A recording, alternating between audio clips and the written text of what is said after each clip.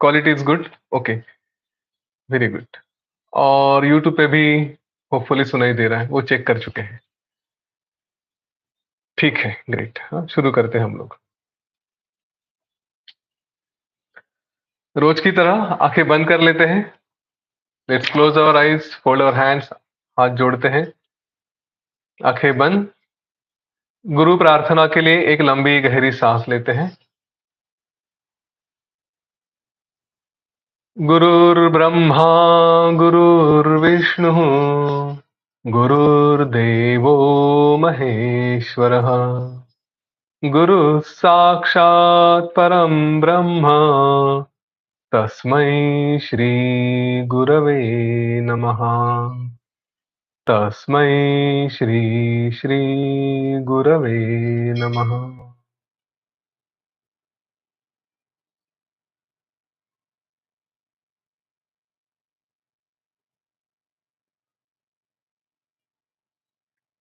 धीरे-धीरे आँखें खोल दें।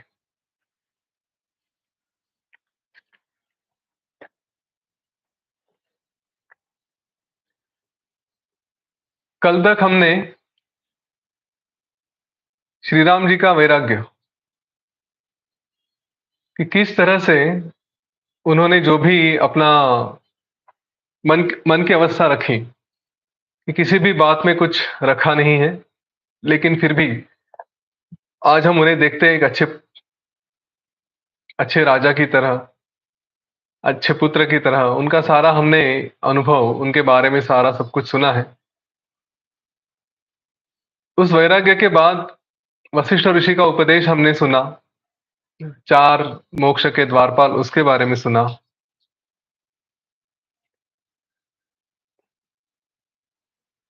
ओह! आई एम सॉरी, म्यूज़िक चल रहा है।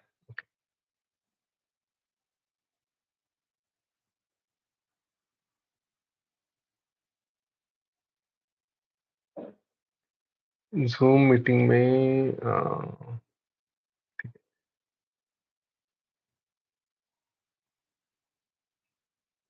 अभी ठीक है आवाज़ विदाउट म्यूज़िक? हाँ, वो ना थोड़ा वेटिंग टाइम रहता है तो भगवान श्री राम के म्यूज़िक चालू कर देते हैं। Everybody okay now? ठीक है, चलो गुड।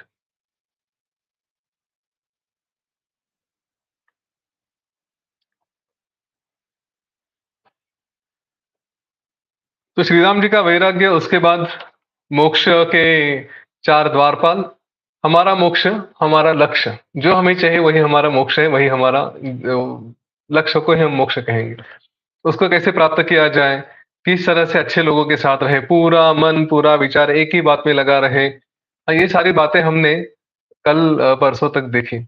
उसके बाद हमने कल फिर एक कुछ कहानियाँ देखी कि जिसमें इस क्रिएशन को ही हमने समझने की कोशिश की कि क्रिएशन आया कहाँ से? उसके बाद फिर इस क्रिएशन में कितने सारे ब्रह्मांड होते हैं, हर तरह की पॉसिबिलिटीज़ होती है, ये भी सारी बातें हमने देखी। लेकिन जब तक है तब तक इस शरीर को हम एक अच्छा स्टार परफॉर्मर के रूप में लेके जाएँगे। तो इस शरीर को भी टिकाना है, इसको भी चलाना है। ये एक शरीर भी हमारी ज़िम्मेदारी है। हाँ, ये मतलब केवल मैं यानी शरीर नहीं हूँ, इतना थोड़ा-सा समझ लें कि मैं इस शरीर के भी परे हूँ, क्योंकि शरीर तो खत्म हो जाता है, फिर भी मैं बचता हूँ। तो पूरे समाज के लिए मेरा अस्तित्व काम में आए, मुझे लगे कि हाँ, मैंने इस शरीर से कुछ तो करवाया। इस तरह का जीवन हम जिए, इसलिए क्या-क्या होना चाहिए, कैसे जीवन होना चाहिए, ये भी हमने देखा। अभी हम आज कल जैसे मैंने कहा था कि थोड़ा मृत्यु के बारे में और आत्महत्या इस विषय पे थोड़ी बातें करेंगे। काफ़ी सेंसिटिव सब्जेक्ट है, तो थोड़ा ध्यान रखें कि हम आज जो बात कर रहे हैं, वो क्या कर रहे हैं। मृत्यु में हमारे करीबी लोगों की मृत्यु और किसी-किसी को अपने स्वयं के मृत्यु के बारे में भी डर रहता है।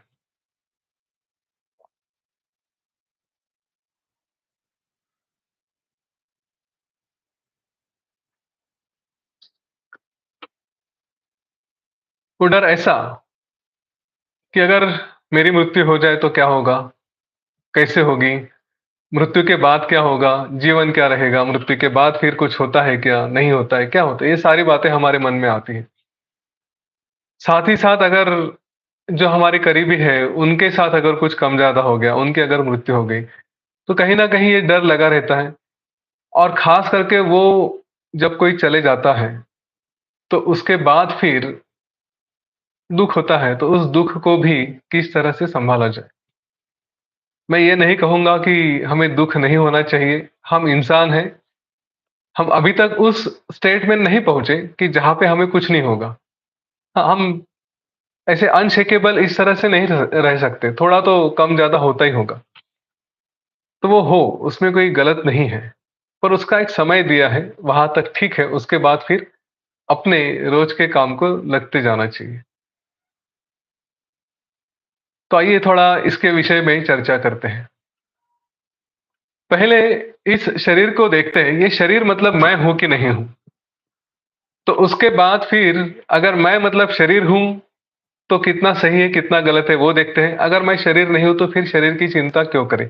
वो भी देखते हैं। अब यहाँ पे और एक प्रश्न आता है कि एक जीवन के बाद और दूसरा जीवन है कि नहीं? कुछ-कुछ शास्त्र, कुछ-कुछ फिलॉसॉफ़ीज़ ये कहती है कि अगला जन्म वगैरह ऐसा कुछ नहीं होता। हाँ, काफ़ी लोग इस पे आर्ग्यूमेंट करते हैं कि पुनर्जन्म नाम की कोई बात ही नहीं है। यहाँ पे हम आए, ये जीवन जिए और खत्म हो गए बस। मैं पहले कोई था, नहीं था, एक बॉडी पैदा हो गई, वो बॉडी चली, उसने कुछ तो किया इधर-उधर और उसके बाद वो खत्म हो गई। ये एक तरह का आर्ग्यूमेंट होता है। सही-गलत वो हम थोड़ी चर्चा करते हैं। सही है कि गलत है, कौन बता सकता है? जो सिद्ध है, जो जानते हैं, वो बताएँगे कि हाँ भई ऐसे होता है, पुनर्जन्म होता है। सारे ऋषियों ने, ग्रंथों ने, आज के हों या पहले के हों, संतों ने बार-बार ये कहा है कि पुनर्जन्म है। लेकिन चूँकि हम भी पढ़े-लिखे हैं और हमें हमारे पढ़े-लिखे होने का इतना अभिमान होता है कि हम कहते हैं कि ये सब कुछ झूठ है। अभी जो ऐसा कह रहे हैं कि ये सब कुछ झूठ है, उनसे कुछ छोटे-छोटे प्रश्न पूछे जाने चाहिए। क्या आपने इस बात का कितना अभ्यास किया है? क्या सचमुच आपको पता है कि ये झूठ है या नहीं है?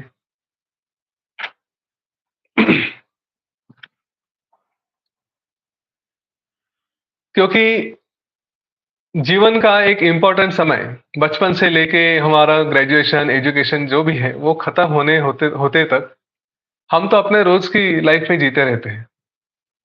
उसके बाद फिर कभी हम कुछ पढ़ाई करने के लिए लेते हैं, रिसर्च करने के लिए लेते हैं।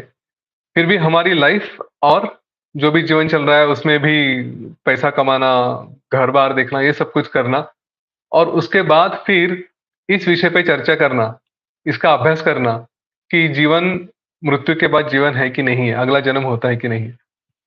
तो बहुत कम लोग ऐसे हैं कि जो पूरा समय इसको डेडिकेट करते हैं और उसके बेसिस पे कहते हैं कि हाँ, ये मैंने देखा है, मैंने जाना है।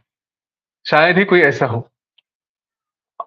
और दूसरी तरफ ये भी लोग हैं, जो ऋषि हैं, संत हैं, कि जिन्होंने पूरा जीवन ही इस बात को दे दिया कि क्या सच में मृत्यु के बाद जीवन होता है कि नहीं होता है, पुनर्जन्म होता है कि नहीं होता। तो ऐसे लोगों से प्रश्न किया जाना चाहिए कि जो कहते कि हम मानते ही नहीं कि अगला जीवन है या नहीं है। हाँ, ये हम फाउंडेशन इसलिए रख रहे हैं कि हमारे मन में ये कंसेप्ट क्लियर हो कि हम वापस आने वाले हैं कि नहीं आने वाले हैं। इस शरीर का क्या होगा? अब इसके बाद अगर फिर भी माना जाए कि अगला जीवन नहीं है, तो इस जीवन में कैसे जिएँ? लॉजिकली देखा जाए, अगर किसी को बताया कि बाय द वे जहाँ तक मैं समझता हूँ कि हिंदुइज़्म में तो पक्का है ही अगला जन्म हम मानते हैं। क्रिश्चियनिटी में अगला जन्म मानते हैं। इस्लाम में अगला जन्म नहीं मानते और जो फिर बाकी के हैं जो ये भगवान और इसमें विश्वास नहीं रखते, उनकी तो बात अलग है, वो तो फिर कुछ छोड़ दो। तो अगर ये कहा जाए कि मैं अगला जीवन नहीं है ऐसे मान के चलूँ, तो इस जीवन में मेरा बिहेवियर कैसे होगा कि कोई कंट्रोल ही नहीं रहेगा, क्योंकि कोई डर ही नहीं है। बाकी किसी को डर ये रहता है कि आज मैं अगर अच्छे काम करूँ तो उसके फल आज नहीं तो कल भुगतने पड़ेंगे। कल मतलब अगले जन्म में। अब किसी का मन ऐसा है कि भई यहाँ पे तो कोई कंट्रोल है ही नहीं, मैं चोरी करूँ, जो भी करूँ, अगर पकड़ा गया तो ठीक है, फिर पनिशमेंट है, उसके डर से मैं कुछ करूँगा। लेकिन अगर ऐसा कुछ रहा ही नहीं कि जहाँ पे मुझे कोई डर ही नहीं है, तो फिर मैं तो अपराध के ऊपर अपराध करता जाऊँगा। मत्स्य न्याय जिसको कहते हैं, हाँ, फिश लॉ ऑफ फिश और क्या जो भी कहते हैं उसको, कि बड़ी मछली छोटी मछली को खा जाएगी। वैसे यहाँ पे जो ताकतवर है, उसको किसी बात का डर नहीं रहेगा, कोई मॉरल नहीं रहेगा। तो वो तो अपना जो भी चाहिए, जैसे चाहिए वैसे बिहेव करते जाएगा। इसीलिए ऐसा कहा गया है कि एक हमारे अंदर वो थोड़ा-सा डर रहे, थोड़ी-सी भावना रहे कि कोई देखने वाला हो या ना हो, लेकिन मैंने अगर गलत बिहेवियर किया, तो इस जन्म में नहीं तो अगले जन्म में मुझे उसके फल भुगतने ही पड़ेंगे। कर्मों का परिणाम होना चाहिए। अगर कर्मों का परिणाम नहीं है, ऐसा डर ही नहीं रहा किसी को, तो आदमी गलत राह पे चलेगा। तो कम से कम ये समाज एक स्ट्रक्चर से चले, एक पर्टिकुलर लाइन से चले, उसके लिए तो कम से कम ये डर होना चाहिए कि मेरे कर्मों के परिणाम मिलेंगे, इस जन्म में नहीं तो अगले जन्म में। ठीक है? अब ये अज़्यूम करके चलते हैं कि अगला जन्म है। अब जब इस शरीर के बारे में विचार करते हैं, तो जब मृत्यु होती है मतलब क्या होता है? मृत्यु मतलब है कि ये शरीर खत्म हो जाता है। शरीर खत्म होता है मतलब क्या होता है? कि यह शरीर अपने जो उसके अंदर जो फंक्शनिंग है, हाँ, हम जो दिखाई देने वाली फंक्शनिंग है, मतलब साँस नहीं चल रही है, हार्ट बीट्स रुक गए हैं, है ना? ये जो ग्रॉस लेवल पे, स्थूल लेवल पे जिसको कहेंगे कि जो दिखाई देता है, समझ में आता है, वो बंद हो गए। किडनी का फंक्शन अगर आप कोई देखेगा तो वो फंक्शन बंद हो गया। बॉडी के अलग-अलग जो बॉडी का ही हिस्सा है, शरीर का ही हिस्सा है, वो सब रुक जाते हैं। प्राण शक्ति ऐसा कहते हैं कि प्राण शक्ति तो दिखाई नहीं देती, श्वास और प्राण दोनों अलग है बाय द वे। तो प्राण शक्ति तो अंदर होती है, वो कहते हैं कि वो भी रुक गई इसीलिए शरीर का संचलन रुक गया, शरीर का फंक्शनिंग रुक गया, तो प्राण शक्ति कहे तो निकल गई। अब मृत्यु के बारे में इस तरह से विचार करने लगे कि किसी की मृत्यु हो गई, तो हम जैसे कहते हैं कि हमारे टिपिकली 7 लेयर्स ऑफ एक्जिस्टेंस कहे गए हैं। 2 बाहर के हैं, श्वास और शरीर जो दिखाई देता है। 4 अंदर के हैं, मन, बुद्धि, चित्त और अहंकार। इनको अ, अंतःकरण चतुष्टय ऐसा कहा गया है। अंदर के ही 4 बातें हैं और फिर उसके परे जो हमारा स्वरूप है, सेल्फ वो है। इस बात को थोड़ा विचार करें कि जो बाहर के हैं वो तो बंद है, शरीर दिखाई दे रहा है कि बंद हो चुका है और श्वास भी बंद हो चुकी है। लेकिन जो अंदर का है, मन चल रहा है कि नहीं चल रहा है, ये बाहर वालों को पता नहीं चलेगा। हाँ, चित्त है, मेरे अंदर अहंकार की भावना है, ये जो भी है, ये सब चल रहा है कि नहीं चल रहा है, कैसे पता चलेगा? यहाँ तक कि ये भी होता है कि हम कहते हैं कि मैं किसी से बोल रहा हूँ, वो रिस्पॉन्स नहीं दे रहा, हाँ, पर इसका मतलब ये तो नहीं कि वो सुन नहीं रहा करके। हमने कई बार ये देखा है कि हम इतनी गहरी नींद में रहते हैं कि हमें कोई बोल रहा है कि उठो करके, हम सुन तो रहे हैं, लेकिन हम रिस्पॉन्स नहीं दे सकते। सही है ना? तो इस सिचुएशन में अगर ऐसी परिस्थिति रही कि हम रिस्पॉन्ड ही नहीं कर सकते किसी को, तो क्या उसको डेड कहा जाएगा? क्या ये कहा जाएगा कि शरीर खत्म हो गया है, लेकिन ये जीवित है? तो मृत्यु की डेफिनिशन है शरीर तक ही लिमिटेड है, लेकिन अस्तित्व 2 बातें अलग हैं। हाँ, शरीर और अस्तित्व। शरीर तो खत्म हो चुका है, लेकिन हमारा अस्तित्व है, वो अब भी बाकी रहता है। अब ये बाकी किस रूप में रहता है, तो उसको फिर मैं उसमें ज़्यादा डिटेल में नहीं जाऊँगा। कहा है कि जीव रूप में रहता है, जीव मतलब फिर हमारे पंच प्राण है, पंच कर्मेंद्रिय है, ज्ञानेंद्रिय है। हाँ, हमारा यूँ कहें कि मन है, चित्त है, ये सारी बातों से मिलके कुछ 17 एंटिटीज़ उससे हमारा शरीर हमारा जो सूक्ष्म शरीर है वो बन जाता है और वो अस्तित्व में रहता है। तो शरीर खत्म हुआ और हमारा अस्तित्व अगला शुरू हुआ। अब वो अस्तित्व फिर से अपने आप को एक शरीर धारण करने के लिए सोचता है, एक शरीर पकड़ता है, फिर से नया जन्म लेता है। हम फिर से नए रूप में, नए शरीर में कहीं तो पैदा हो जाते हैं। ये इतनी सिंपल बात है। अब शरीर खत्म होने का, समाप्त होने का डर क्यों हो? देखिए, बहुत बूढ़े हो चुके हैं, शरीर थक चुका है, तो इस शरीर को तो छोड़ना पड़ेगा। आज नहीं तो कल कभी ना कभी छूटेगा। अच्छा, डेथ तो इनएविटेबल है, मृत्यु तो आनी ही आनी, वो तो कभी चुकेगी नहीं। तो जो होने वाला है उससे डर क्या? कभी ना कभी तो होने ही वाला है। अभी जिस समय मृत्यु होगी, मतलब आगे जाके जब बूढ़े हो जाएँगे तब मृत्यु होगी, तो उस समय देखिए अपने शरीर की हालत क्या होती है। ये शरीर चलने लायक नहीं है, काम करने लायक नहीं है, तो उससे बेहतर तो यही रहेगा कि चलो इसको झटक दें। जैसे आदमी पुराने कपड़े बदल के नए कपड़े पहन लेता है, वैसे ही पुराना शरीर छोड़ दे, जो काम चलाऊ, जो ठीक से काम नहीं कर रहा है उसको छोड़ दे, नया शरीर पकड़ ले और फिर से जीवन जीना शुरू करे, खुश हो जाए, है ना? ये बात तो बनती है। चलो बीच में ही कभी मृत्यु आ गई कि यंग है, लेकिन यंग एज में हमारी मृत्यु हो जाती है, कुछ हो जाता है। तो क्या वो सही है, गलत है? तो मृत्यु मृत्यु होती है, सही गलत उसमें कुछ नहीं। हाँ, डर है तो उस डर को भी निकाल दो। फिर से शरीर छूट गया, नया शरीर धारण किया, फिर से हमें कुछ मौका मिला कि हम कुछ और करें। उसको गलत एंगल से मत देखिए कि अरे अचानक चला गया तो फिर नुकसान हो गया, पूरी ज़िंदगी जिया नहीं, ऐसे नहीं, अपॉर्च्युनिटी फिर से आती है। ना ये एक फ़ील्ड ऐसा है लाइफ़ और डेथ का कि जहाँ पे अपॉर्च्युनिटीज़ आप जितने बार चाहिए उतने बार मिलती जाएगी और फिर से शुरू से आप गेम शुरू कर सकते हैं। इस लाइफ़ में हुआ होगा ना कि हमने कुछ करना था, वो नहीं कर सके। ऐसा लगता है कि हमारे पहले कुछ गलतियाँ थी, उन गलतियों को सुधारना चाहिए था। तो इन सारी बातों को छोड़ के वापस हम नई ज़िंदगी शुरू कर सकते हैं। तो ये भी एक एडवांटेज होता है। अब किसी और के मृत्यु के बारे में बातें करते हैं कि अपना शरीर तो मैंने बोल दिया कि कभी ना कभी समाप्त होने वाला ही है। अचानक समाप्त हो गया तो फिर से शुरू कर सकते हैं, उसमें क्या डर है? उसमें कोई गम नहीं होना चाहिए, दुःख नहीं होना चाहिए। किसी और का गया तो भी सेम स्टोरी। हमारे बुढ़ापे में गया तो भी सेम स्टोरी कि बदल दिया। ज़्यादातर दुःख हमें अपने सगे-संबंधियों के मृत्यु से होते हैं। जब उनकी मृत्यु होती है, तो इसी एंगल से देखें कि जिसकी मृत्यु हुई, उसके लिए वो अच्छा हुआ कि खराब हुआ?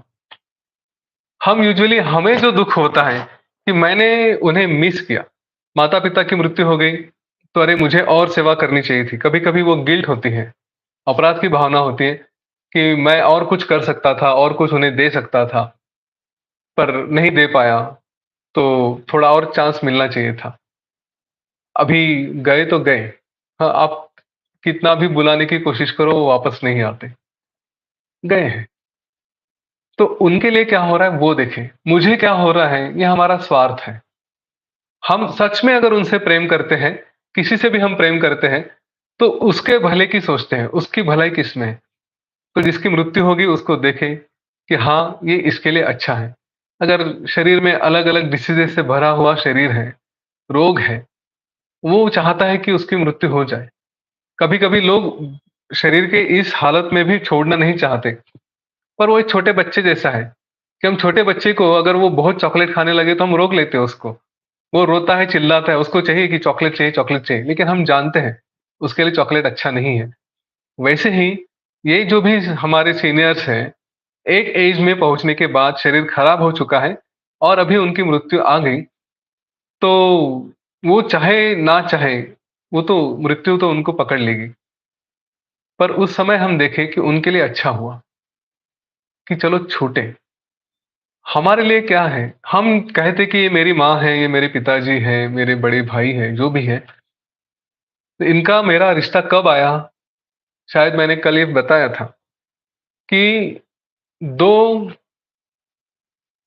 स्त्री और पुरुष ये कभी तो इकट्ठे आए, इनके द्वारा मेरा जन्म हुआ। तब तक मैं और ये इनका कोई रिलेशन नहीं था। इस धरती पे इतने लोग हैं, इनमें से कोई तो 2 इकट्ठा है, उनके पास मेरा जन्म हुआ, इसलिए वो मेरे माता-पिता हुए। उसके पहले मेरा उनका कोई संबंध नहीं था, ठीक है? वो भी इकट्ठा कब आए कि वो भी एक-दूसरे को अनजान थे, जानते नहीं थे। कहीं तो मैरिज ब्यूरो ब्यूरो से इधर-उधर से पहचान लेके फिर शादी होगी तब वो पति-पत्नी बने। तब तक तो पृथ्वी पे 2 अलग-अलग स्त्री-पुरुष थे। तो ये जो संबंधों को हम जोड़ते हैं, नाम देते हैं कि ये मेरे कोई है, मेरी कोई है, मेरी माता, मेरे पिता, वो इस जन्म तक ही संबंधित है। इसके आगे-पीछे हमें पता नहीं क क्या है तो। जब किसी की मृत्यु हो जाए, तो अगले जीवन में ये आवश्यक नहीं कि वो फिर से हमारे ही साथ जुड़ जाए करके। वो अपना अलग जीवन चालू करेंगे, उनके अलग माता-पिता, अलग पुत्र होंगे, अलग भाई-बहन जो भी होंगे, सब कुछ पूरा अलग हो सकता है। कल हमने देखा था कि इसमें पॉसिबिलिटीज़ बहुत कुछ है। तो जो गए, उनके लिए हमें केवल एक ही प्रार्थना करनी है, शुभास्ते पंथानः सन्तु। आपका अगला मार्ग सुखकर हो, आपकी अगली राह सुखकर हो, आपको वहाँ पे कोई तकलीफ ना हो। जो भी है आगे का जर्नी आपका अच्छा हो जाए। बस यही हम उनके लिए प्रे कर सकते हैं, प्रार्थना कर सकते हैं। ठीक है? उनके लिए क्या हुआ, अच्छा हुआ कि नहीं हुआ। फिर कहते हैं कि चलो मेरा कोई रिश्तेदार है या जो भी है, दोस्त है, वो यंग एज में ही चला गया, जवानी में ही चला गया। इसको कैसे हैंडल करें? जो बुढ़ापा तो है मान लेते हैं कि खराब शरीर था, छोड़ दिया, अच्छा हो गया। पर यंग एज में है तो फिर से वही बात होती है।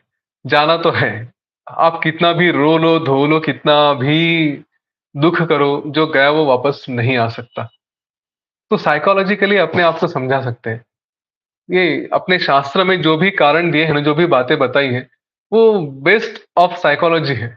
हाँ, योग वासिष्ठ इस ग्रंथ को तो मैं बेस्ट बुक ऑन साइकोलॉजी बोलूँगा। तो हमारे लिए फ़ायदे के हैं। क्या कह सकते हैं कि भई उसने जो करना था वो कर लिया। अभी तक अगर अच्छा किया था, तो उसको शायद और कुछ अच्छा करना था इसलिए फिर से नया जन्म लेके इस जन्म का जो भी कर्म है वो आगे लेके जाएगा और वहाँ से और अच्छा करके फिर शायद और ऊपर और आगे बढ़ सकता है। ये एक बात हो सकती है कि खत्म हो गया। दूसरा उसके जो भी कर्म थे उसको अभी इतना ही था, इतना ही भुगतना यहाँ से छूट गया। लाइफ भी हमारी मृत्यु जो भी है वो हमारे कर्मों के हिसाब से है। अगर जीवन जीते जाए तो कर्म भी बनते हैं और कुछ गलतियाँ होती हैं, अपराध भी हो सकते हैं, अच्छे कर्म भी बन सकते हैं, दोनों बातें होती हैं। किसी-किसी का कोटा इतना ही है कि यहाँ तक आए, इतना ही काम किया, निकल गए, छूटो, और कुछ करने की ज़रूरत नहीं है। तो ये एक एंगल से हम देख सकते हैं। तीसरा अगर बच्चे हैं, किसी छोटे बच्चे की मृत्यु होती है, कुछ होता है, उसको किस तरह से देखा जाए?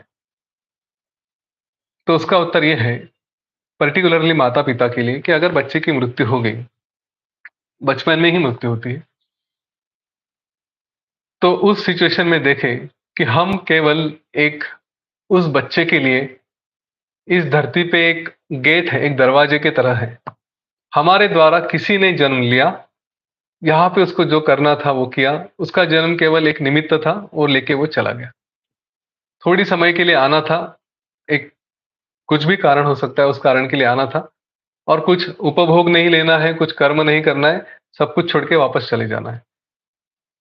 योग वासिष्ठ में ये कहानी नहीं दी है, लेकिन हमने अ, महाभारत में ये कहानी एकदम शुरू में ही देखी है कि 8 वसु, अष्टवसु हम कहते हैं, 8 वसु वो थे, उन्हें शाप मिला था कि उन्हें धरती पे आना पड़ेगा। गंगा माता की उन्होंने प्रार्थना की, गंगा माता ने कहा कि वो उन्हें जन्म देगी और उसमें से वो मुक्त हो सकते हैं।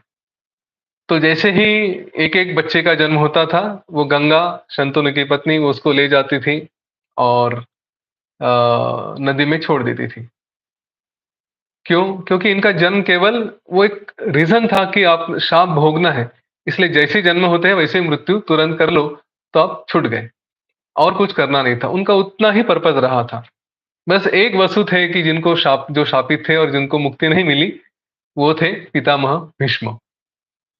तो वैसे ही देखें कि हमारे यहाँ कोई तो जीव जिसने मेरे शरीर का, पर्टिकुलरली माताओं के लिए उपयोगी होगा, कि जिसने मेरे शरीर का उपयोग किया, अपने आप को इस धरती पर लाने के लिए और यहाँ से मुक्ति पाने के लिए। कोई तो एक शरीर उसको चाहिए था। हाँ, यहाँ पे आने से पहले उसका और मेरा कोई संबंध नहीं था। जाने के बाद भी उसका और मेरा कोई संबंध नहीं रहेगा। मेरे कितने जन्म आ चुके हैं, कितने जन्मों के मेरे क्या कहेंगे, रिश्ते, नाते सब बन चुके हैं, किस-किस के लिए रोए? योग वासिष्ठ में बड़ी सुंदर बात कही है। अगर अपने रिश्तेदारों के मृत्यु पे रोना ही है और रोते ही रहना है, तो फिर थोड़ा सोचें कि हम तो कई बार जन्म ले चुके हैं, तो अभी तक हमारे कितने रिश्तेदार किस-किस एज में रिश्तेदार रहे, नाते दोस्त रहे। हर एक उम्र में, हर एक आयु में, कभी कोई बचपन में गया, कभी कोई बुढ़ापे में गया, कभी यंग एज में गया। पत्नी की मृत्यु होगी, पति की मृत्यु होगी, भाई-बहन, माता-पिता, हर नाता, दोस्त सबकी मृत्यु कभी न कभी कितने जन्म में हो चुकी है। तो उनके लिए भी आज रोते रहे, क्यों नहीं रोए? अच्छा, ये तो पता है कि आज जो भी आजू-बाजू में है, सबकी कभी न कभी मृत्यु होगी। पहले मेरी होगी या उनकी होगी, कोई सीक्वेंस उसका तय नहीं है। ऐसी स्थिति में इनकी मृत्यु होने वाली है और आगे भी जितने जन्म होंगे, उनमें भी जो भी आएँगे, उनकी भी मृत्यु रहेगी। तो आदमी ने तो 24 घंटे रोते ही रहना है। कभी तो आदमी हँसेगा ही नहीं। मौत की एक एक क्या कहेंगे, अवेयरनेस मृत्यु का, वो अगर रहा दिमाग में, तो हम तो कंटीन्यूअसली रोते ही रहेंगे। तो ऐसा नहीं होना चाहिए। हमें शोक करने के लिए 14 दिन दिए गए हैं। 14 दिनों में जितना शोक करना है, दुःख करना है, उतना दुःख करें। उसके बाद वापस अपने लाइन पे लग जाएँ। यही समझदारी है। सबसे बड़ी बात ये है कि आप कितना भी दुःख करो, परिस्थिति बदलने वाली नहीं है। बेटर ये है कि कुछ अच्छा करो, हमारे अच्छे कर्मों से जो गया है उसको हम श्रद्धांजलि दे सकते हैं। रोकर श्रद्धांजलि नहीं दी जाती। आप अच्छा कर्म करो, अपने आप को स्ट्रॉन्ग करो। अच्छे कर्मों से अच्छा श्रेष्ठ बन के हमारा श्रेष्ठ कार्य ही किसी के लिए श्रद्धांजलि हो सकती है। जस्ट सोचो, जो गया उसके एंगल से, उसके दृष्टि से, वो देखेगा कि अरे मेरा बच्चा, मेरा भाई, मेरी बहन जो भी है रो रहे, रो रहे, रो रहे और दुःख में ही पड़े हैं, उसको अच्छा लगेगा क्या? उल्टा उसने देखा कि चलो मेरे जाने के बाद भी ये कुछ अच्छा कर रहा है, लाइफ में कुछ तो सही काम कर रहा है और वो उसका क्रेडिट भी मुझे ही दे रहा है, तो मुझे अच्छा लगेगा। मुझे मतलब जो गया उसको अच्छा लगेगा। इस बात का ध्यान रहे। मृत्यु के बारे में, मृत्यु का एक्सपीरियंस योग वासिष्ठ में एकदम डिटेल में दिया गया है। वैसे तो ये कठोपनिषद में भी है, गरुड़ पुराण में भी ये एक्सपीरियंसेस कहे गए हैं, योग वासिष्ठ में भी यही है। इसमें बहुत ज़्यादा डिटेल में नहीं जाना चाहूँगा, मुझे वो एक्सपीरियंसेस बताने नहीं है कि क्या है, क्या नहीं। लेकिन जो मृत्यु के समय के एक्सपीरियंसेस आपको इंटरनेट पे मिलते हैं, उन पे ज़्यादा विश्वास मत रखिए। आप ढूँढेंगे तो पता चलेगा कि काफ़ी लोग बोलते हैं कि मैंने नियर डेथ एक्सपीरियंस लिया था। मतलब मौत को जस्ट टच करके आया था और मुझे पता चला कि ऐसा-ऐसा था। एक टनल देखा था, मतलब कोई पाइप या ऐसे क्या कहते हैं उसको, सुरंग जैसे देखा था। उसके दूसरे एंड पे एक लाइट था, फिर वहाँ पे मैं पहुँच गया, फिर वहाँ पे भगवान दिखे या देवदूत दिखे, एंजेल्स दिखे। ऐसा कुछ-कुछ लोग बोलते हैं। मैं इसको इतना मानता नहीं हूँ। क्योंकि पहली बात तो ये कितना सच है पता नहीं। दूसरी बात, नियर डेथ एक्सपीरियंस, जो कहते कि मैं मौत के पास गया था, उसको पता है कि मौत कहाँ है।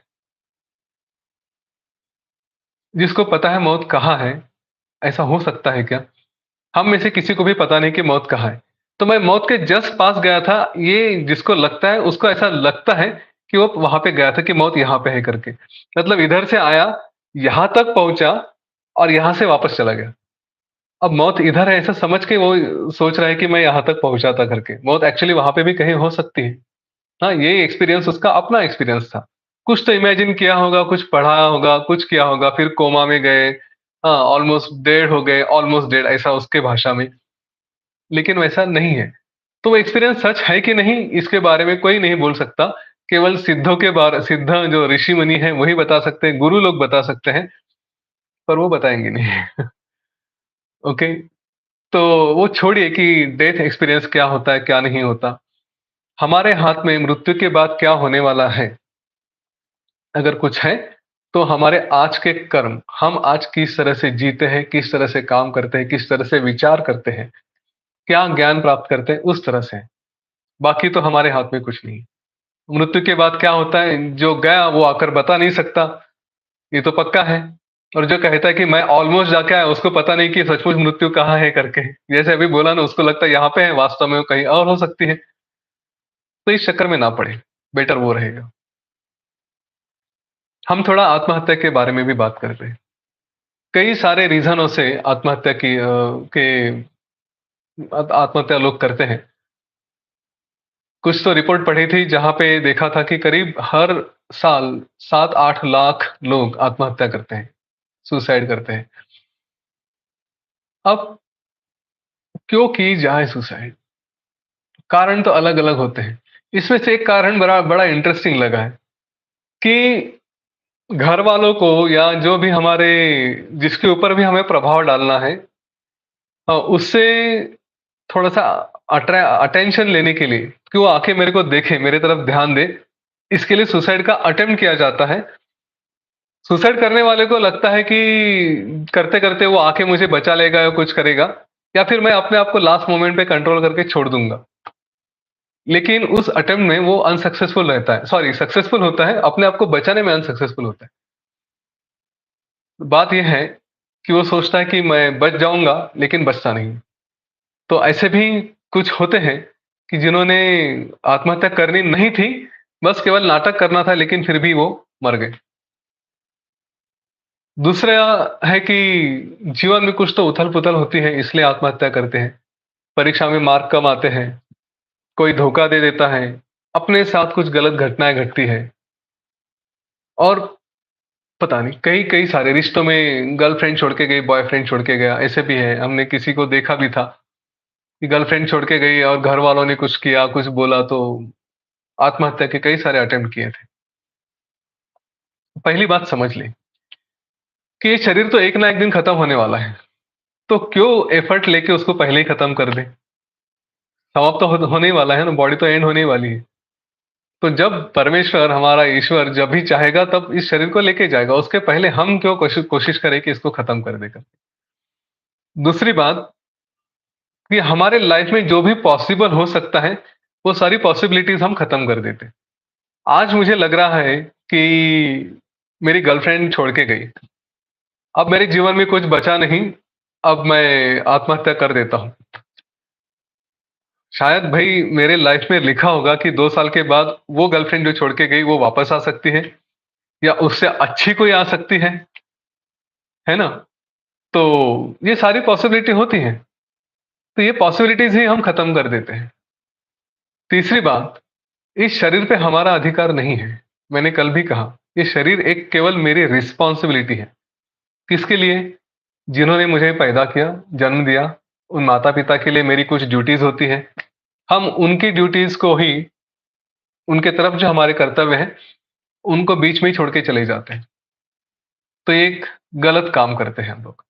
दूसरी बात, हमारे ऊपर अगर मैं एज़ अ पैरेंट हूँ, एज़ अ हस्बैंड हूँ या वाइफ़ हूँ, जो भी हूँ, तो मेरी बाकी लोगों की तरफ भी कुछ रिस्पॉन्सिबिलिटी होती है। वो भी आधी-अधूरी छोड़ के हम चले जाते हैं, गलत काम है। तीसरी बात, सोसाइटी की तरफ भी हमारी कुछ रिस्पॉन्सिबिलिटी है। बचपन से हम जब बड़े हुए तो हर क्षण कहीं न कहीं हमने किसी की ना किसी की मदद ली थी। सोसाइटी में हम रहते हैं तो अड़ोस-पड़ोस वालों ने कुछ मदद की होगी, सिक्योरिटी है, वॉचमैन है उसने मदद की होगी, रिक्शा वाले ने मदद की होगी, बस ड्राइवर ने, किसी ने ना किसी ने हमें कुछ न कुछ कभी न कभी मदद की है। हम यहाँ पे केवल देने के लिए आए हैं, ये भावना मन में रखें, क्योंकि हमने बहुत लिया है। तो जब सब कलेक्ट कर लेते हैं, सब इकट्ठा कर लेते हैं तो केवल अभी देना बाकी इतना ही करें।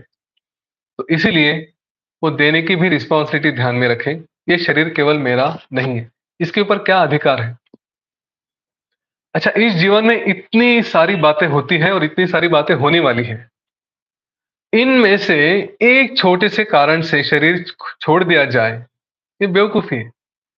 परीक्षा में मार्क कम मिले, शरीर छोड़ दे, बाकी इतनी सारी बातें हुई हैं, उसके लिए कुछ नहीं, कोई उसका क्रेडिट नहीं है, उसकी भी तरफ ध्यान देना चाहिए। एक गर्लफ्रेंड छोड़ के गई, बाकी केवल हमारी लाइफ उस गर्लफ्रेंड के लिए, बॉयफ्रेंड के लिए ही लिमिटेड है, बाकी कोई नहीं जीवन में जिनका कुछ कंट्रीब्यूशन नहीं है, क्या उनके लिए कोई रिस्पॉन्सिबिलिटी नहीं है?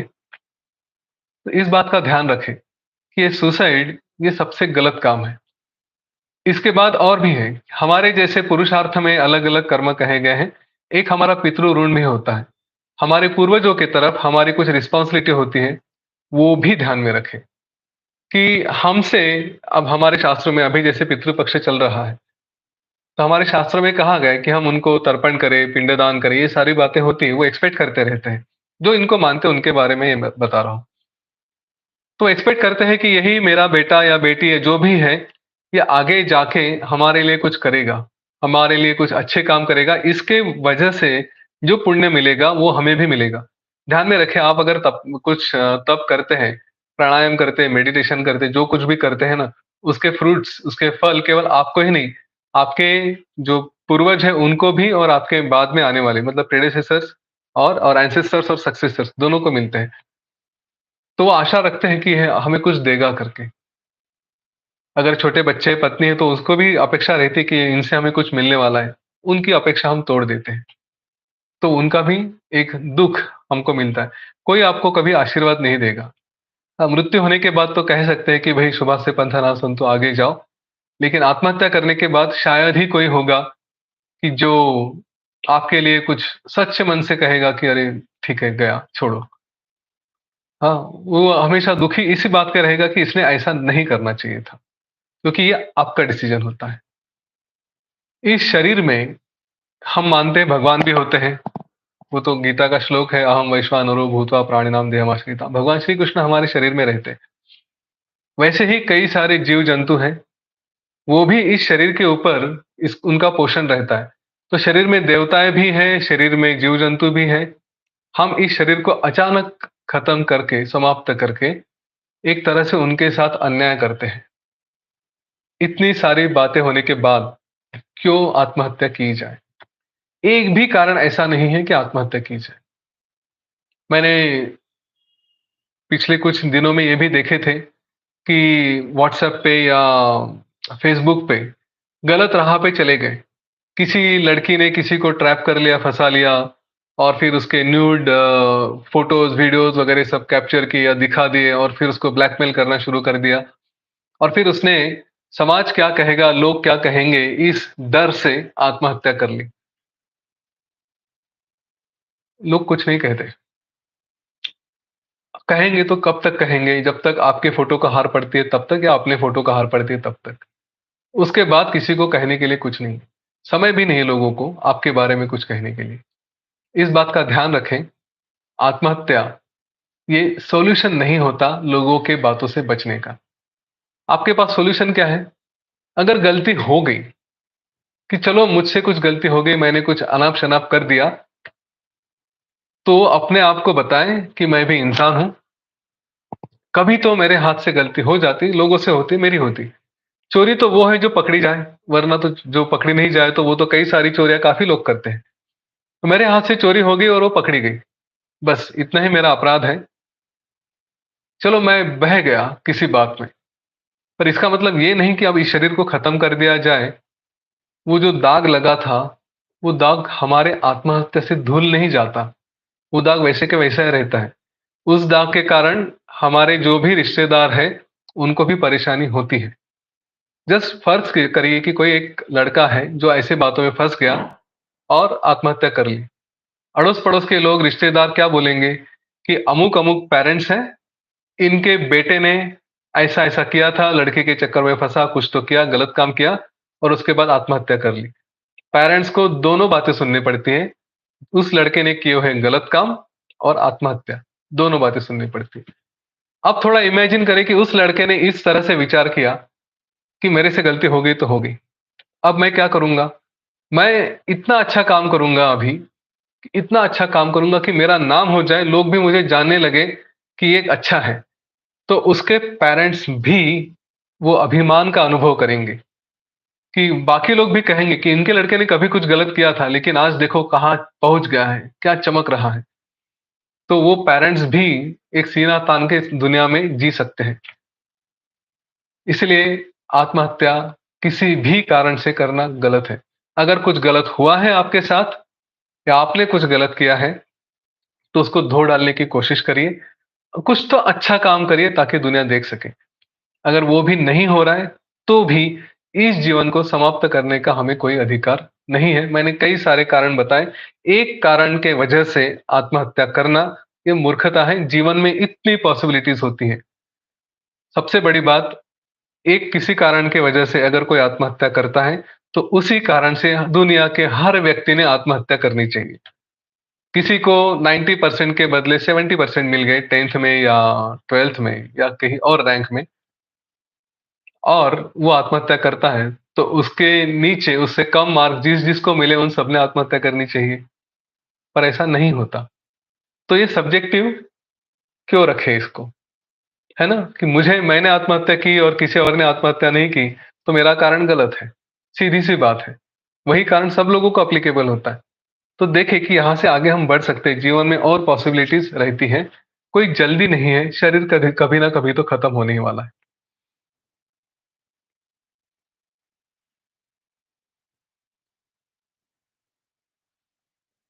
वैसे आज और कुछ बातें कवर करनी थी, पर मेरे ख्याल से ये सफिशिएंट है आत्महत्या और मृत्यु के बारे में। योग वशिष्ठ में इसमें कई बातें और कही गई हैं। आत्महत्या के बारे में उसमें ज़्यादा नहीं कहा गया, लेकिन जो बताया गया उससे हमने ये डिराइव करके बताया है कि मृत्यु का स्वरूप कैसे होता है, किस तरह की मृत्यु होती है। हम ये प्रयत्न करें अपनी तरफ से कि हम एक अच्छा जीवन जिएँ, अच्छा कार्य करते रहें। कल जैसे मैंने कहा कि इस शरीर को हमें अच्छा रखना है, तो खाने-पीने की आदतें देखें कि हम इस ये जो बॉडी है, इसको एक कचरे का डब्बा समझ के कुछ भी डालते जाएँ, ऐसा नहीं करें। हाँ, ये हमारे शास्त्रों में कहा गया है कि ये अन्न है पूर्ण ब्रह्म, ओके? जानिजे यज्ञ कर्म। इसको एक यज्ञ कर्म समझना चाहिए। तो हम यज्ञ में जो आहुति डालते हैं, वो अच्छी ही डालते हैं, उसको खराब नहीं करना कभी। इस शरीर में अच्छी-अच्छी बातें रखें और नहीं तो परिणाम तो हम देखते हैं। समाज आगे जा रहा है, आगे जा रहा है ऐसा हम कहते हैं, लेकिन जो आगे बढ़ने वाला समाज है, उसमें अगर रोगों की संख्या बढ़ रही है, लोग बचपन में ही कम उम्र में ही बीमार पड़ रहे हैं, तो उस समाज को मैं नहीं कहूँगा कि आगे बढ़ रहा है करके। सही है ना? अगर हम समाज में आगे बढ़ रहे हैं, प्रोग्रेस कर रहे हैं, प्रोग्रेसिव सोसाइटी है, टेक्नोलॉजी सारी बातों से अगर हम प्रोग्रेस कर रहे हैं, तो फिर हमारी आयु भी लंबी होनी चाहिए और हम स्वस्थ होने चाहिए। लेकिन अभी सब कुछ एक फ़ोन पे उपलब्ध हो जाता है। ज़ोमैटो से, स्विगी से, इससे, उससे ये मँगाओ, वो मँगाओ, कुछ भी मँगाओ और उसमें पता नहीं क्या-क्या होता है, किस तरह की क्वालिटी होती है, किस तरह का खाना बनाया जाता है, किस तरह का ऑयल होता है। जो बनाते हैं उनके मन के विचार कैसे होते हैं, ये सब हमारे कंट्रोल में नहीं रहते। हम बाहर से कुछ पर्टिकुलरली फूड मँगवा लेते हैं या और भी कुछ बातें करते हैं। खाना खाते समय हम टीवी देखेंगे, न्यूज़ देखेंगे, तो उसका भी परिणाम शरीर पे होता है। हमारी इमोशंस जैसे बदलेगी वैसा डाइजेशन भी बदलेगा। ब्रेन तो सारा सीक्रेट करता है ना, सारे जूसेस शरीर में सीक्रेट करते जाता है।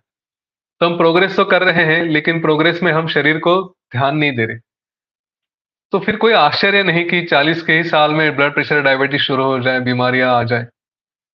थोड़ा ध्यान रखें। ये शरीर फिर से हमारी रिस्पॉन्सिबिलिटी है। हम जैसे आत्महत्या नहीं करना चाहते या आत्महत्या करना गलत है, वैसे ही प्लीज़ डोंट माइंड बट इस तरह का स्लो पॉइज़निंग भी इस शरीर के साथ करना गलत है। कुछ तो खाया, कुछ तो पिया, कैसे भी जिए। नहीं, अपना अस्तित्व फिर से बताऊँगा, अपने आप को हमने संकल्प लिया है कि हम श्रेष्ठ रहेंगे, श्रेष्ठ कार्य करेंगे। तो इस शरीर को योग के मार्ग से, साधना के मार्ग से टिकाएँगे। अच्छा खाना खाएँगे, अच्छा आचरण करेंगे। ये बड़ी एन्जॉयबल बात रहेगी कि जब एज आपकी 60 हो चुकी है, 70 हो चुकी है और फिर भी आप मस्त सब लोगों के सामने ढंग से गुलाब जाम खा सकते हैं, ढंग से पाव भाजी खा सकते हैं या जो भी है एन्जॉय कर सकते हैं। ट्रेक करने के लिए जाना है जा सकते हैं, घूमने के लिए जा सकते हैं, एन्जॉय कर सकते हैं। लाइफ अगर एन्जॉय करनी है अच्छे से, तो उसको थोड़ा कंट्रोल में रख के लंबे समय तक एन्जॉय ही करते रहें। रिसेंटली एक 92 इयर्स के दादाजी मेरे घर में आए थे। उन्होंने मुझे बहुत सही बताया। उन्होंने कहा वो केवल 2 मेडिसिन लेते हैं, 92 इयर्स के हैं, केवल 2 मेडिसिन लेते हैं और उन मेडिसिन के नाम आप सुन लो, आप भी लेना शुरू करो। पहली मेडिसिन है कि परिश्रम, वो आज भी सूर्य नमस्कार करते हैं। श्रम है, कष्ट करते हैं और दूसरी मेडिसिन है मीताहार, मीताहार मतलब बैलेंस्ड डाइट। सही मात्रा में फूड खाते हैं, बहुत ज़्यादा खाएँगे ऐसा नहीं। बस 92 में यही 2 मेडिसिन चल रही है उनकी। तो आज भी घूमने को जाते हैं रास्ते पे इधर-उधर सब सब एन्जॉय कर रहे हैं, सब कुछ चलता है उनका। तो वो देखें कि हम भी लाइफ़ करें और कंट्रीब्यूट भी कर रहे हैं, ऐसा नहीं केवल जी रहे हैं ऐसा नहीं। जाते हैं आरएसएस के हैं वो आरएसएस के लोगों के साथ मिलते हैं, उनको काम करते हैं, उनके घर में जाते हैं, सब बातें करते हैं। That is what is life उसको कहते हैं जीना। ये क्या है कि हम छोटे से आयु में फिर डिसेबल हो जाएँ और फिर कंट्रीब्यूट ना करके बोझ बन जाए, वो क्या जीवन बन गया? अच्छा, मृत्यु के बारे में एक बात और, ये प्रश्न आ सकता है कि क्या हमें अपना शरीर खत्म करने का अधिकार है? तो हमें अधिकार है, लेकिन उसके कुछ नियम हैं। पहला, कि हमने जीवन में सचमुच जी चुके हैं, अभी हम किसी के काम के नहीं हैं और आगे भी होने की कोई संभावना नहीं है। तब मर्सी डेथ जैसी बातें होती हैं कि ये शरीर पड़ा है हॉस्पिटल में, बिल बढ़ा रहा है, लोगों को तकलीफ दे रहा है, एज एकदम ऊपर हो चुकी है, कुछ नहीं कर सकते। ऐसी सिचुएशन में मर्सी डेथ जैसी बात है, मर्सी डेथ, दया मरण, वो लेके फिर शायद हो सकता है। दूसरा, कि गुरु उनसे परमिशन लेके वो अगर कहें कि हाँ, अभी तुम्हारा कार्य समाप्त हो चुका, तुम अभी इस शरीर को छोड़ सकते हो, तो शरीर को छोड़ना उसमें पॉसिबल है। तीसरा, कि जहाँ पे इस शरीर का बहुत हाल होने वाला है, बचने की कोई गुंजाइश नहीं, वहाँ से कुछ और हो नहीं सकता, तो उस सिचुएशन में भी, कि जहाँ पे हमने देखा है राजपूत स्त्रियों ने जौहार किया था, कि उन्हें पता था अब शरीर की विटंबना हो जाएगी, मुगलों के हाथ में पड़े, तो इस शरीर की विटंबना होगी, ये शरीर लेके जीने जैसा कुछ रहेगा नहीं आगे, और केवल एक गुलामी ही रहेगी, वही एक तरफ का लाइफ रहेगा। तो उन्होंने उसके बदले जोहार प्रेफ़र किया। ये यहाँ तक बातें ठीक है। लेकिन अगर किसी के साथ कुछ गलत होता है, आज के समय में जोहार जैसी बातें नहीं, ना ही गुलामी जैसी है।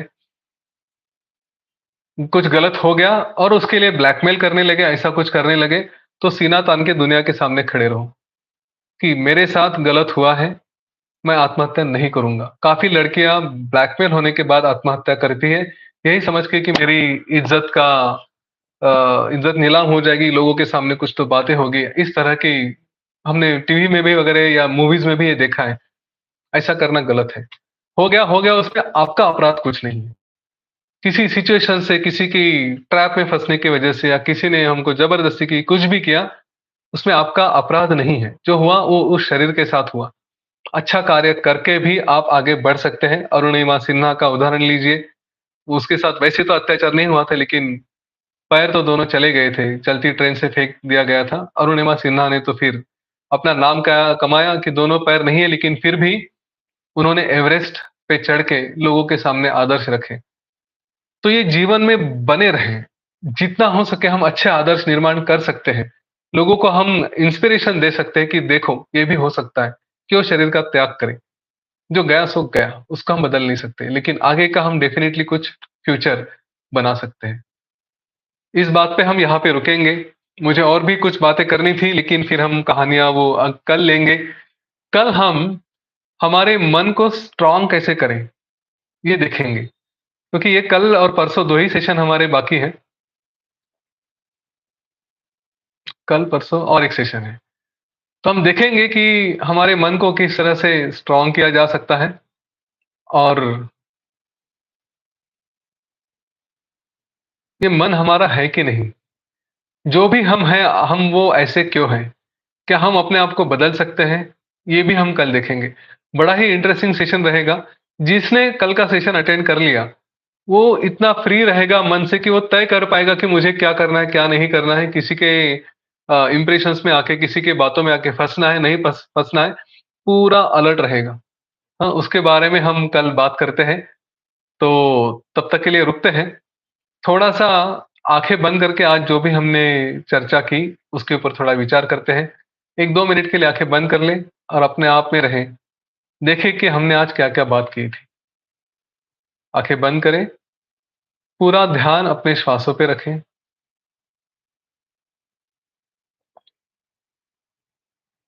जैसे भी हमारी साँस चल रही है,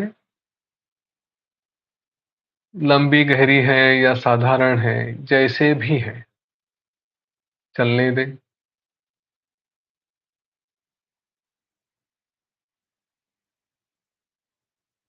श्वास को देखते-देखते वो अपने आप स्थिर हो जाएगी।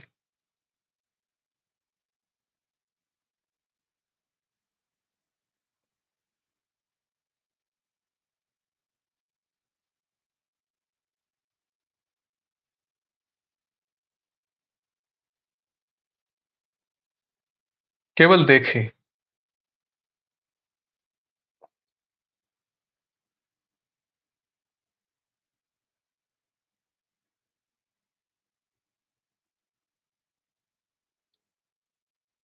अपने आप में ये विश्वास रखें कि ये शरीर मतलब मैं नहीं, या मैं मतलब शरीर नहीं। ये तो एक मेरे लिए इंस्ट्रूमेंट है, एक साधन है,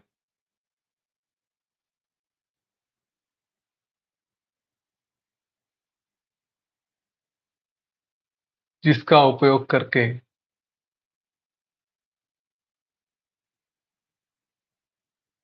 मैं कुछ करूँ। मैंने ही इस शरीर को धारण किया है।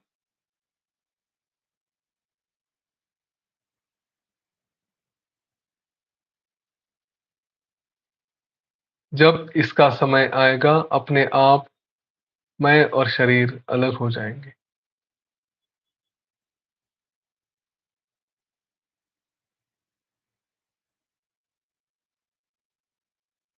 इस शरीर पे केवल मेरा अधिकार नहीं है। जन्म देने वाले माता-पिता, पढ़ाने-लिखाने वाले गुरु, सुख-दुःख देने वाले मित्र, सखा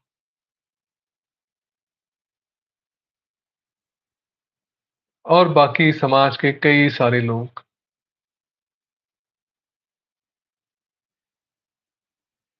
इतना ऋण लेके मैं यहाँ पे आया हूँ, यहाँ तक पहुँचा हूँ, अपने श्रेष्ठ कर्मों से ही। बाय ग्रेट डीड्स यह सारा कर्जा मैं उतारूँगा।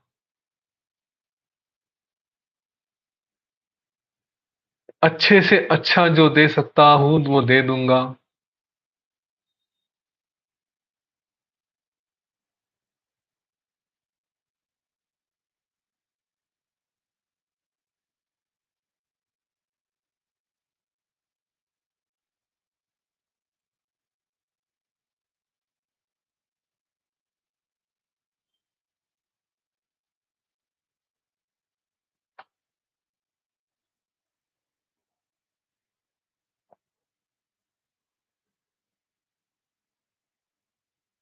चाहे कुछ भी हो जाए, यह शरीर समाप्त करने का, खत्म करने का मुझे कोई अधिकार नहीं है।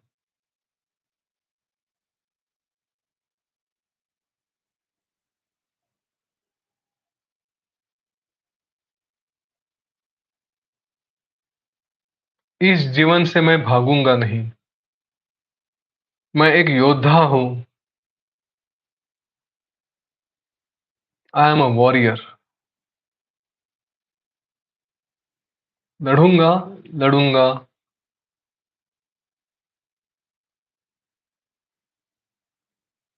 जो भी परिणाम आएँगे वो आएँगे।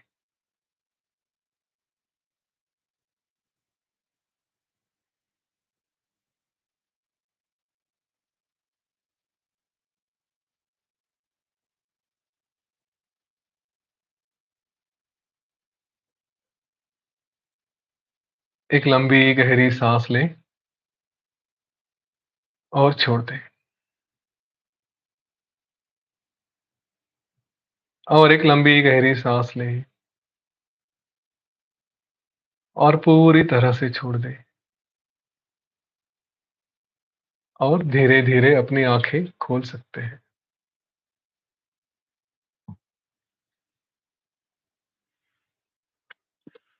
आज के लिए यहाँ पे रुकते हैं। जय श्री राम। कुछ प्रश्न होंगे तो हम ले सकते हैं।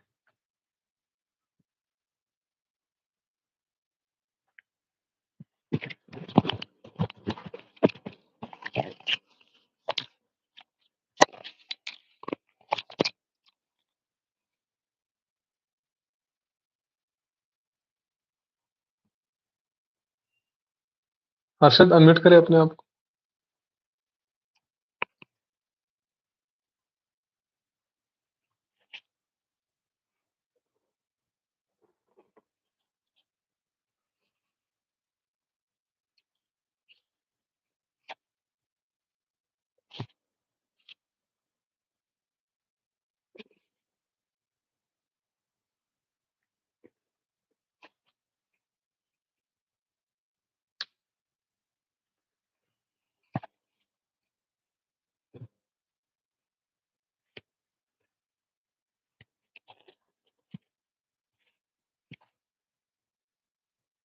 हाँ,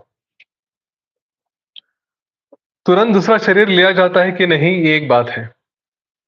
ओके, मतलब मृत्यु होने के बाद हमने कल की कहानी में भी देखा था कि बीच में कुछ समय जाता है, तो दूसरा जन्म तुरंत होगा ऐसा आवश्यक नहीं, पहली बात।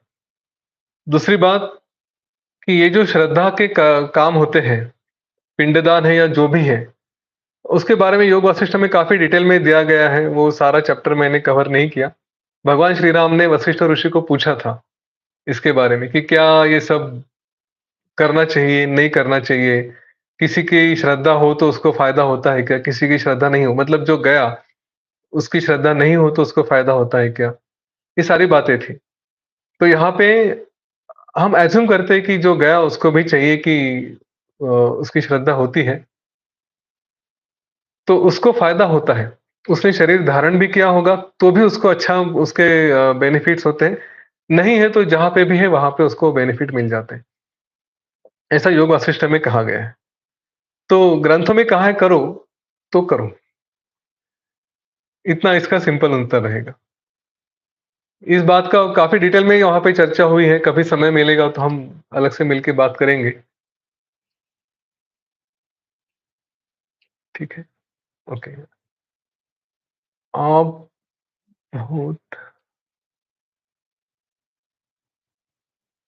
क्या है it is not having desires and just living to do whatever needs to be done okay और is necessary to have desires? Desires अपने आप से आती है। प्रश्न ये है कि क्या डिज़ायर्स होनी चाहिए या विदाउट डिज़ायर्स भी हम जी सकते हैं? डिज़ायर्स अपने आप से आती हैं।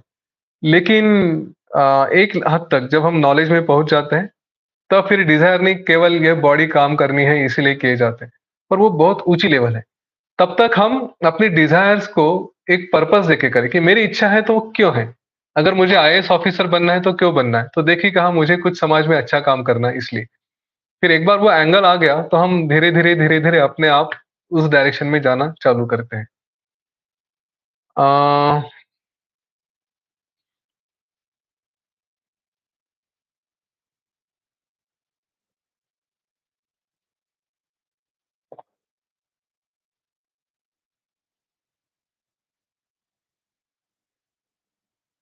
अच्छा, ये एक बात कही गई है कि आप बहुत आइडियलिस्टिक बात कर रहे हो सर जी। लोग तभी सुसाइड करते हैं जब उन्हें लगता है कि उनका कोई यूज़ नहीं रहा है इस दुनिया में। तो क्या हम ये कह सकते हैं कि उनके जीवन का पर्पस खत्म हो गया था?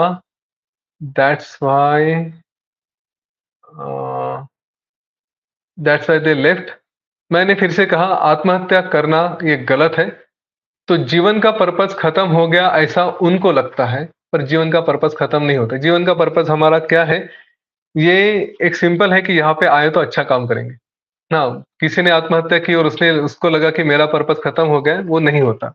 वो कहाँ ज्ञानी है? अगर आत्महत्या करते समय मन की स्थिति कैसी है? शरीर छोड़ता है आदमी खुद होके, जैसे ज्ञानेश्वर महाराज ने समाधि ली थी, कई सारे संतों ने समाधि ली है, तो मन की अवस्था क्या थी? कि समाज से परेशान होके, किसी प्रॉब्लम से परेशान होके उन्होंने छोड़ा था या अभी सब मेरा कार्य खत्म हो चुका है, मेरा उद्देश्य पूरा हो चुका है, उस अवस्था में उन्होंने शरीर छोड़ा था। तो आत्महत्या करने वाला अगर इस अवस्था में शरीर छोड़ता है कि अब मैं परेशान हो चुका हूँ, मुझे ये नहीं चाहिए, मुझे वो नहीं चाहिए, मुझे दुःख हो गया है, तो ये कहना गलत होगा कि उसका पर्पस पूरा हो चुका है, उसका पर्पस पूरा नहीं हुआ, वो भाग के जा रहा है करके। इतना तो क्लैरिटी ऑफ थॉट हमारे मन में होनी चाहिए। ठीक है? अच्छा, और कोई क्वेश्चन?